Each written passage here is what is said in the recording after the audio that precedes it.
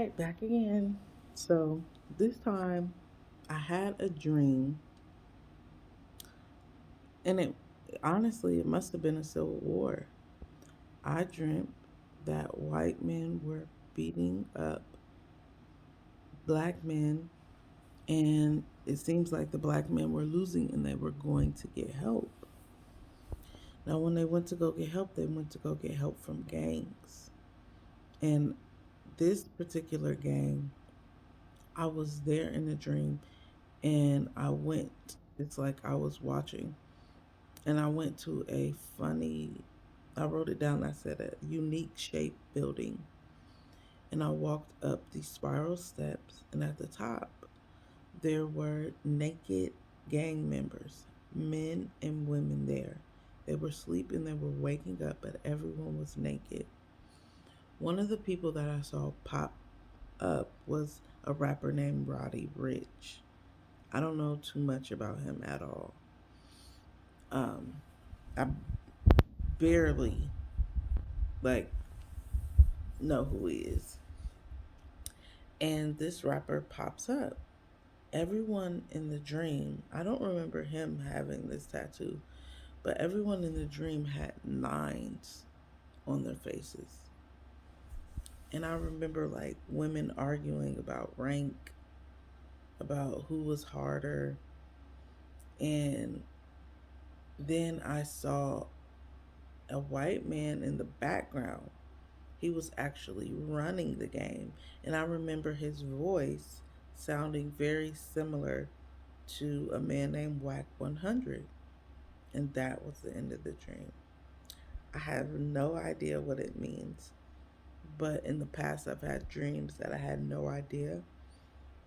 And then things would come out where I'm like, oh, I should have mentioned that. For for instance, a long time ago, before any of the Eddie Long scandals came out, I had a dream. I went to the church when I was in college. I lived in Atlanta and I went to the church. And I had a dream that there was all these young boys. They looked from maybe, I don't know, 12 to 6. Or it was young boys. And in the dream, they were all lined up on the side of the church, inside of the church. And in the dream, I could not get to the boys. It was like, don't touch the boys. I couldn't get to the boys. And it was almost like, when something has happened to someone, excuse me, like if you've ever worked with abused children or you've read about it or you know about it, it's like you have to be very careful with the care of them. Um, Sometimes they might accuse you of things because they're so sensitive because of what happened to them. I just got a sense like the boys, you couldn't touch them. You had to be careful with them because they were fragile mentally because something happened to them. And that was the end of the dream. I didn't pray about it. I took it as I have no idea what it means, but God gives us symbols in prayer in dreams to pull us closer to Him. He doesn't just tell us. He's He wants us to come to Him, consult Him, and figure out what He's telling us if He doesn't give us instant revelation. So, years later, when all this stuff came out, I said, "That's what you were saying to me, God."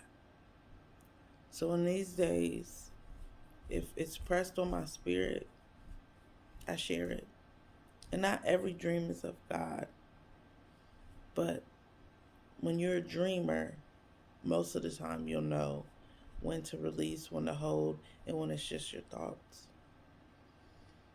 And one thing about it, if you don't follow or think about people when you have those dreams, more than likely It's a dream from God. So, anyways, God bless you. Let's stay prayerful. We're in the last days, guys, but a time of rejoicing is coming, but it's for the great harvest. Um, God bless y'all. Bye bye.